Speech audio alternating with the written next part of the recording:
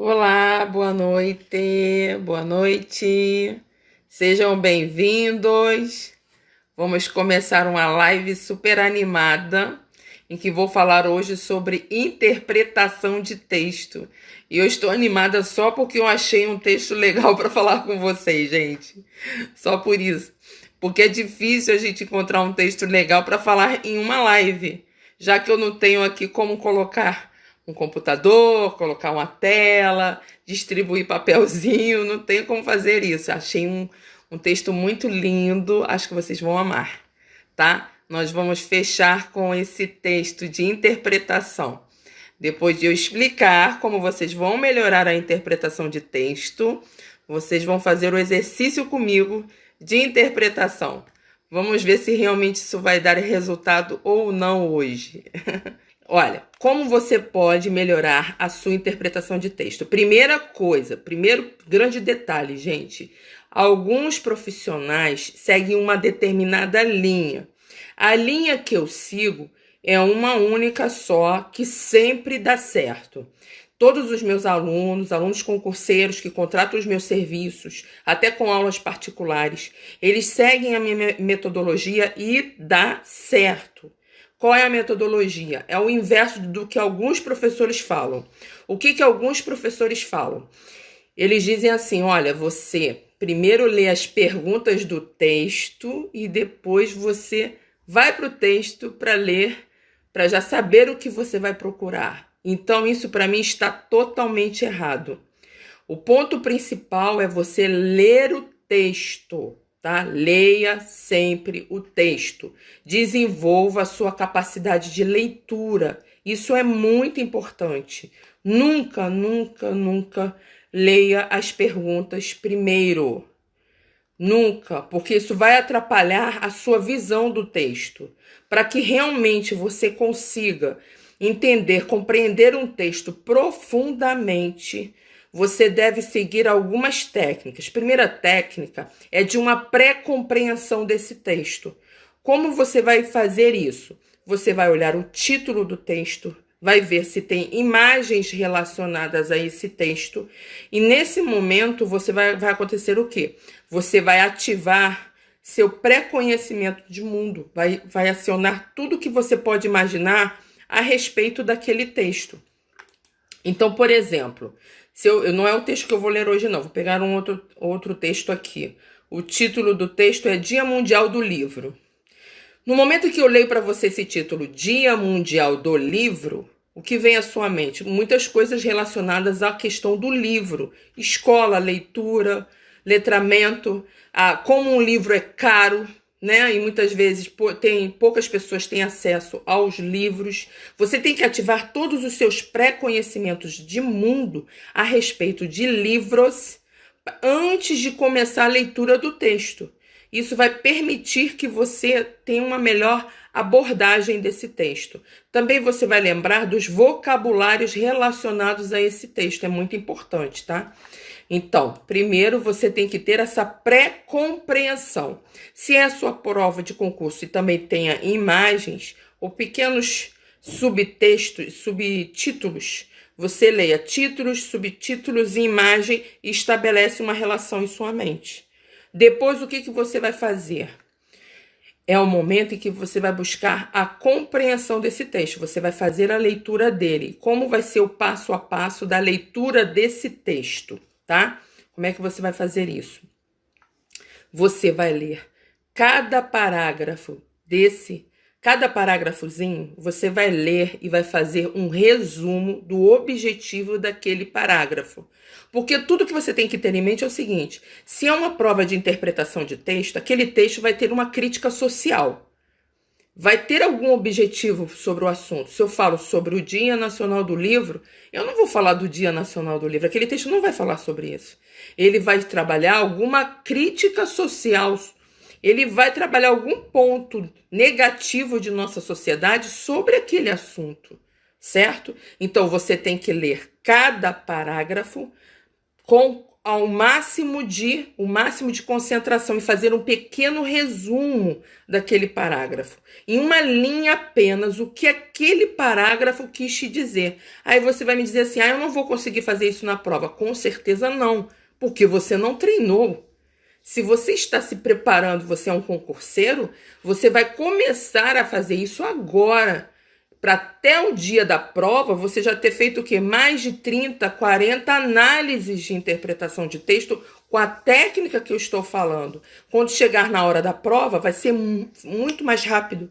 Você vai ler o título e já sabe automaticamente o que você tem que fazer, tá? Que é o quê? Fazer os pequenos, breves resumos. E você vai fazer muito mais rápido esse resuminho, que pode ser também sublinhar umas palavras-chave de cada parágrafo. Cada parágrafo tem o quê? Vai ter um objetivo, uma comunicação a ser feita em cada parágrafo daquele texto. Se for uma poesia, em cada estrofe está sendo o quê? Comunicada alguma informação chave, um ponto chave, algum item interessante que deve ser comunicado ali. É como um resumo de cada parágrafo, tá? Você deve fazer. Para quê? Quando chegar ao final, se for em um texto de 5 ou 7 parágrafos, ao final você vai ler cada resumo que você fez e você vai ter uma visão geral. No momento em que você fizer isso, que eu fiz isso com todos os meus alunos juntos, quando ele leu a primeira pergunta, ele já falava, essa está errada, essa está errada, essa está errada, essa está certa. Por quê? Porque fez da maneira correta, tá? Primeiro é o treinamento antecipado, para depois fazer isso, certo? Agora, como você vai melhorar a sua leitura para que você use essa técnica de interpretação de texto e realmente te dê resultados? Porque o maior problema do brasileiro é não ter o hábito da leitura. Eu te ensinei essa técnica que funciona para um aluno que já está treinando, né, o uso da língua portuguesa, está trabalhando comigo, no sentido de estudando comigo, eu incentivando a leitura. Mas para você que não gosta de ler, que não tem o hábito de ler, o que você tem que fazer para conseguir usar essa técnica que eu acabei de falar e realmente te dar resultados? O que você deveria fazer? Agora é o momento de você anotar no seu caderno, se você está assistindo essa live com um caderno e uma caneta, os pontos principais. Primeiro ponto para você superar o seu problema de interpretação de texto é ler, ter o hábito de leitura e ter o hábito de fazer o resumo da sua leitura. Anote aí, item 1. Você tem que ter o hábito de leitura e fazer o resumo do que você leu. Isso é muito importante e vai te auxiliar também com relação até a desenvolvimento de textos, de redações, da escrita. É muito importante que você faça isso. Item 2. Quando você está lendo, você tem que ter um dicionário ao seu lado, tá? É muito importante isso. Então, é muito importante que você tenha um dicionário. Qual é o hábito agora dessa nova geração? É tudo ser com tecnologia, com um laptop, né? De estar usando o celular, o dicionário do celular. Bem, se você realmente for usar o dicionário do celular, use só o Dício. É o único que eu recomendo para os meus alunos, porque eu já olhei vários, eu só gosto desse, tá? Então é o mais confiável, que você vai ter significação de palavras, você vai poder conferir se as letrinhas estão corretas, né? Se eu escrevi da maneira correta, use o Dício, tá? Mas qual é o ideal? Para aquele aluno que realmente quer aprender a escrever, quer aprender a aprimorar a sua interpretação de texto, o que ele tem que fazer? Ele tem que ter um dicionário realmente ao seu lado. Ali o livro, tá? O dicionário. Para folhear esse dicionário, consultar, tá? Isso é muito importante, porque vai permitir que você memorize melhor. O que acontece, gente? Tudo que é muito fácil, você esquece rápido. Tudo que é muito difícil, você memoriza. Se eu te perguntar agora quantas questões você já acertou e ganhou parabéns, você não lembra. Mas se eu te perguntar em que momento você errou na frente da turma e o professor te corrigiu, você vai lembrar. Porque o momento de um sofrimento te faz ficar muito mais marcado na sua mente. Quando você se sacrifica para procurar o significado daquela palavra, o sacrifício foi tão grande que você acaba o quê? Não esquecendo. Você não esquece. Depois de abrir aquilo, ficar ali sofrendo, procurando aquela palavra, você não esquece mais o significado daquela palavra. Agora, quando tu pega ali o celular rapidinho, é isso, pronto, acabou. Você esqueceu o significado da palavra, tá? Então, é muito importante a gente pegar na folha, folhear realmente, ler, procurar as letrinhas. Isso estimula a memorização, isso melhora a sua vivência com as palavras, com a escrita, tá? E também melhora a sua saúde também em termos de utilizar o seu cérebro. Isso é muito importante, tá? Essa geração que só usa computador, só para tudo, não tem uma boa memória. Já notou quantas pessoas esquecem tudo? Jovens. Antigamente, que eu sempre falo, lá na minha época, a nossa memória era maravilhosa, a gente não esquecia nada. Mas hoje em dia os adolescentes esquecem tudo. Tá? Isso está relacionado a esse uso excessivo de tecnologia. O uso excessivo de tecnologia atrapalha com a língua portuguesa. Veja se em matemática você pode usar o computador. Você não pode. Não tem como você ficar fazendo cálculozinho ali no computador. Você tem que pegar uma folha para fazer o cálculo. Então, te permite uma memorização melhor dos cálculos matemáticos de física e química. Agora, português, como é fácil o acesso ao computador, o aluno acaba o quê? Relaxando um pouquinho. Isso, ele falou como diferenciar as alternativas parecidas. Foi legal. Essa questão de diferenciar alternativas parecidas tem relação com o que eu falei aqui no início. O que eu falei no início? Você ter o pré-conhecimento, uma pré-leitura, depois você ler profundamente, cada parágrafo fazer um resumo do parágrafo. E quando você chegar lá, naquela questão em que tudo está parecido, vai ficar tão claro na sua mente que você vai ver que tem uma palavra errada. O segredinho é procurar qual é a palavra errada na frase. Existe uma palavra errada na frase. Toda a frase está correta, mas tem uma palavrinha errada. Mas se o aluno não tem o hábito de estudar sinônimos, ter um bom vocabulário, ter lido com atenção e feito o resuminho que eu falei, com certeza ele não vai se sair bem nessa identificação. Quando a gente fizer agora o nosso exercício ao final, vocês vão ver como é fácil. Tudo isso que eu falei só dependia de uma pequena coisa, uma leitura com atenção. Ah, tá, que bom, você gostou. Então, continuando, eu falei para você ter um dicionário ao seu lado, é muito importante, tá? Agora, explique para si mesmo o que você está lendo. É muito legal quando você acaba uma leitura, por exemplo, de uma página, tá? Ou de um parágrafo, como eu falei, você falar para si mesmo aquele resumo. Foi tudo que eu falei. Eu falei para você escrever um resumo, mas você pode fazer um exercício oral também. Se você está lendo um livro que você goste, acabou de ler uma página, pensa, o que foi que eu li? Faça um resumo mental daquela página. Passa para outra. E aí você acaba de ler, faz um resumo mental. Isso exercita a sua memória, sua capacidade de concentração. Não tem aqueles exercícios de detetive que faz uma brincadeira e fala, qual era a cor do banco? Qual era a cor de não sei o que, né? Que é para trabalhar a sua atenção. Na verdade, você pode trabalhar a sua atenção com a literatura. À medida que você lê e depois repete, né, faz um resumo mental daquelas páginas, você está exercitando a sua memória. Isso é muito importante e vai aumentar a sua capacidade de percepção dos detalhes quando você está lendo algo, tá? Tudo isso que eu estou falando, gente, é algo que muitas vezes o aluno não dá valor ao professor na aula de literatura ou interpretação de texto. Isso é tudo que o professor fala, mas o aluno acha que não tem importância. Mas tem alta importância isso. O resuminho do parágrafo. Olha que eu estou falando direto para você não esquecer isso, tá? Então, faça esse resumo. E aqui foi interessante que dentro desse meu resuminho que eu fiz, eu coloquei aqui, leia no papel, tá? Eu tenho, por exemplo, Kindle. É muito legal, né? O Kindle da Amazon é muito bom porque você tem uma biblioteca ali. Mas sabe o que eu descobri no fim? Que eu não gosto muito, porque eu não gosto de ficar lendo naquela tela.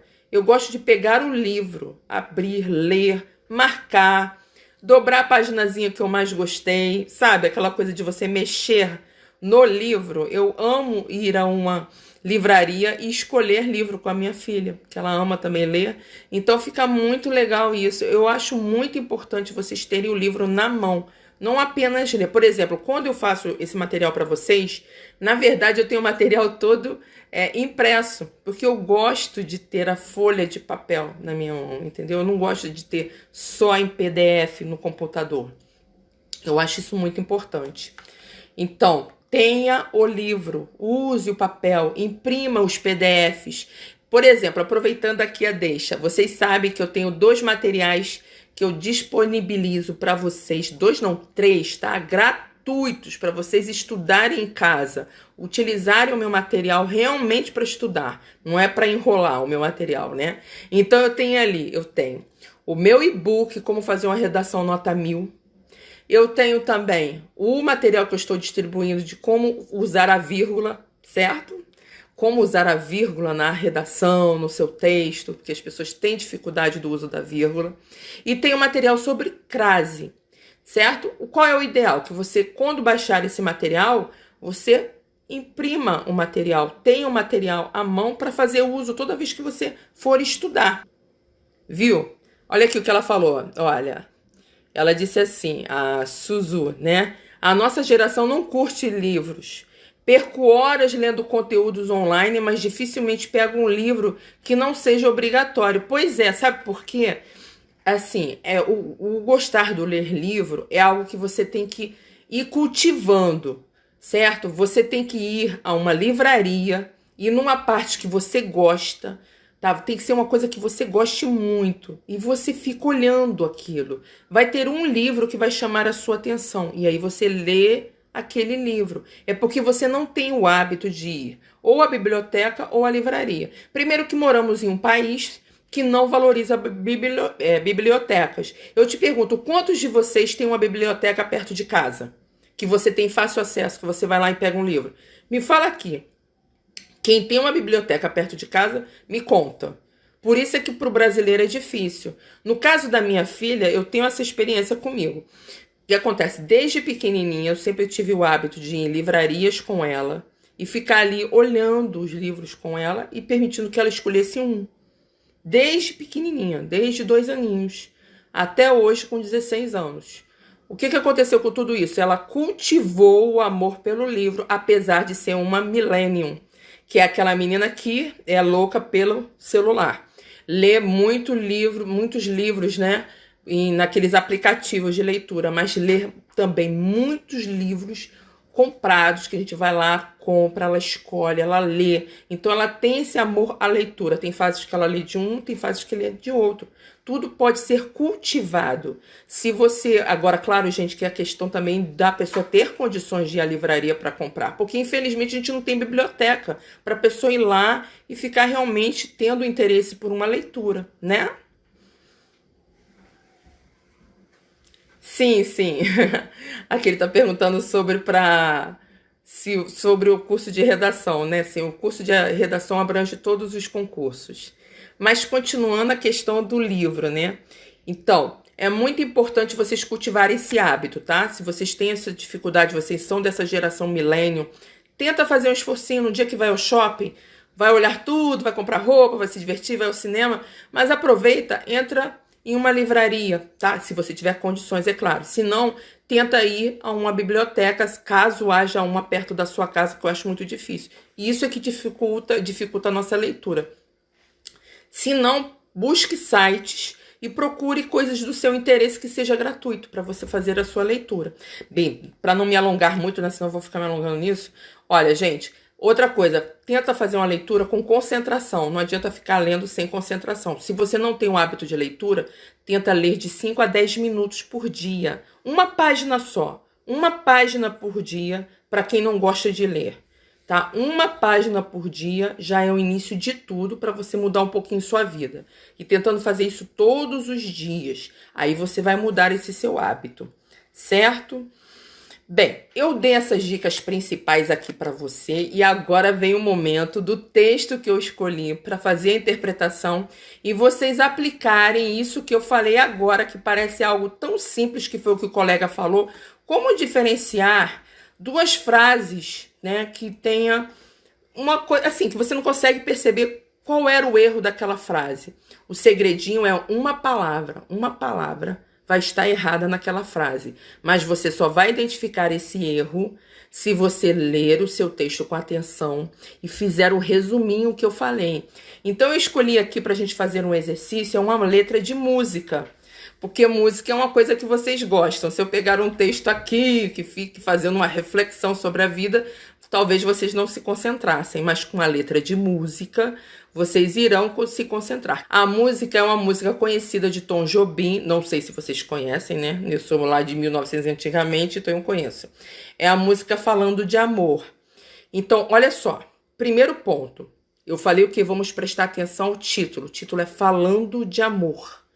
Então você pensa, bem, falando de amor, vai falar que tipo de amor? Um amor positivo, negativo, é uma briga, é um início de um namoro, é um amor já maduro, um amor antigo. Então, falando de amor, você tem que ver o que vem à sua mente com esse título, tá? Agora, a primeira estrofe. Lembra que eu falei? Tem que fazer um resumo de cada parágrafo. Se for poesia, um resumo de cada estrofe. Então, veja. Primeira estrofe. Se eu pudesse, por um dia, esse amor, essa alegria, eu te juro, te daria. Se pudesse, esse amor todo dia. Então, qual é a primeira coisa que você tem que ter em mente quando eu li essa estrofe? Vamos ver se alguém vai perceber. O detalhe é o se. Se eu pudesse. Quem é que sabe quando é que a gente usa se? Quando a gente usa se eu pudesse.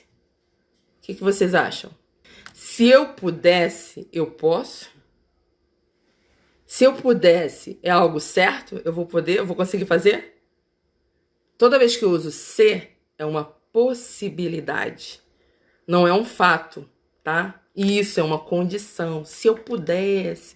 Pode ser uma condição, mas pode ser uma possibilidade. Ou pode ser uma possibilidade remota. Toda vez que eu falar, se eu ganhasse na loteria, eu viajaria o mundo. Mas eu vou ganhar na loteria? Eu disse se eu ganhasse. É uma possibilidade, talvez até remota. Então a gente já sabe que esse eu lírico, ele está falando de uma possibilidade.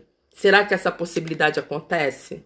Ele está falando que se ele pudesse, ele faria o quê? Ele viveria, né, esse amor, essa alegria todos os dias. Então vamos vendo que há essa possibilidade aqui. Ele está pensando na possibilidade desse amor que a gente já sabe que talvez não seja muito possível. Continuando. Segunda estrofe. Chega perto, vem sem medo. Chega mais, meu coração. Vem ouvir esse segredo escondido no choro canção. O que a gente vai deduzir desse aqui? O que vocês acham que a gente pode deduzir? Ele fala, chega perto, vem sem medo, né? Aí ele fala, vem ouvir o quê? Esse segredo. Se é um segredo, alguém sabe? Alguém sabe desse sentimento? Olha, que eu falei que na anterior era uma possibilidade. Agora eu estou dizendo que é um segredo, mas ele está falando desse segredo que está escondido em um choro canção. O que é um choro canção? O que é um choro canção? Quem sabe? Aí a gente vai pensar o quê? Nos instrumentos utilizados para a música. E aí a gente tem que buscar toda uma fantasia em nossa mente. Pensa o seguinte, se ele falou que está escondido em um choro canção, ele é um cantor.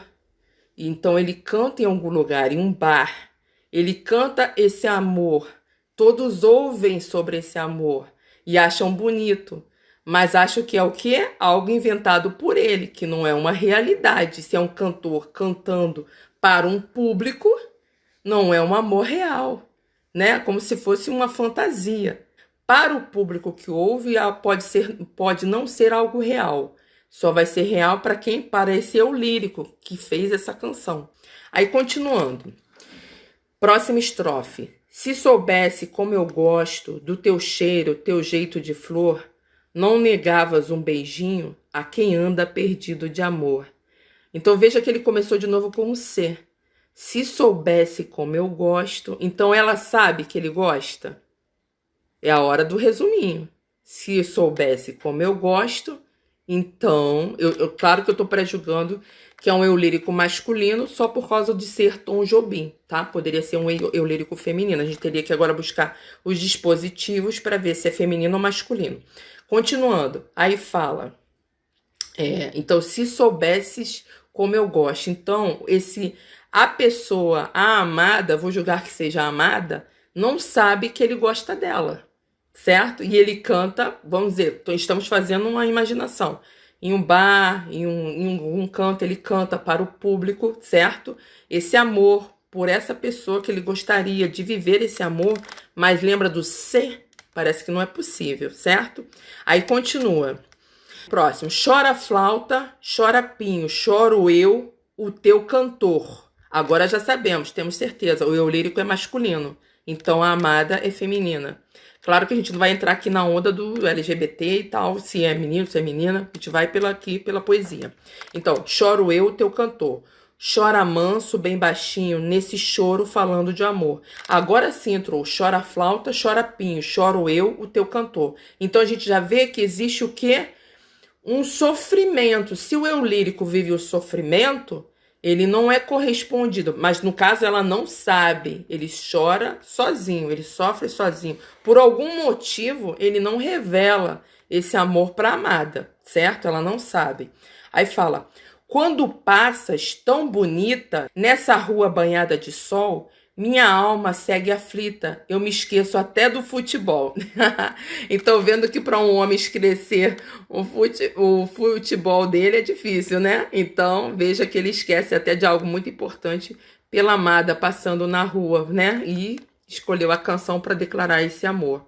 E aí ele fala, vem depressa, vem sem medo, foi para ti, meu coração, que eu guardei esse segredo escondido num choro canção. Lá, aí, próxima estrofe, lá no fundo do meu coração. Então, o ideal é que você fizesse o quê? Esses resuminhos de cada estrofe para te fazer ter uma visão mais profunda dessa leitura. Quando a gente vai para a pergunta, que foi de concurso, foi da FEPESE B,